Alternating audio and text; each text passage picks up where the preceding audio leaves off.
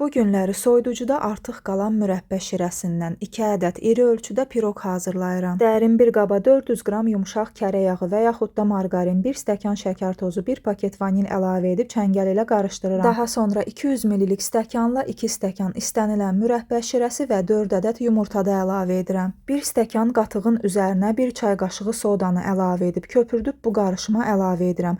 Üzərindən də 1 paket qabartma tozu əlavə edib qarışdırıram. 200 ml stəkan 5 stəkan yarım unu da bura ələyirəm. Daha sonra xəmiri iri bir soba listinə əlavə edib əvvəlcədən 180 dərəcəli isidilmiş sobada yarım saata bişirirəm. Hazır korju tam olaraq soyudub ortadan 2 bərabər hissəyə kəsirəm. Kənarlarını da kəsirəm. Sonda piroqun üzərini bəzəmək üçün ovuntu hazırlayacağam. Və daha sonra hər korju ortadan lay şəklində 2-yə kəsirəm. Yəni ümumilikdə bizdə 4 ədəd korj alınır. 2 piroq hazırlayırıq, hər birisini 2 korjla. Arasına da bişmiş qatılaşdırılmış süd və zövqə görə də damla şokolad səpə bilərsiniz.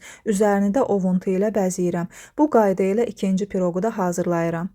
Nəticədə 2 ədəd iri ölçüdə yumşaq, çox zərif bir piroq alındı. Piroqu gözlətmədən kəsdim, çünki buna ehtiyac yoxdur, onsuz da yumşaqdır.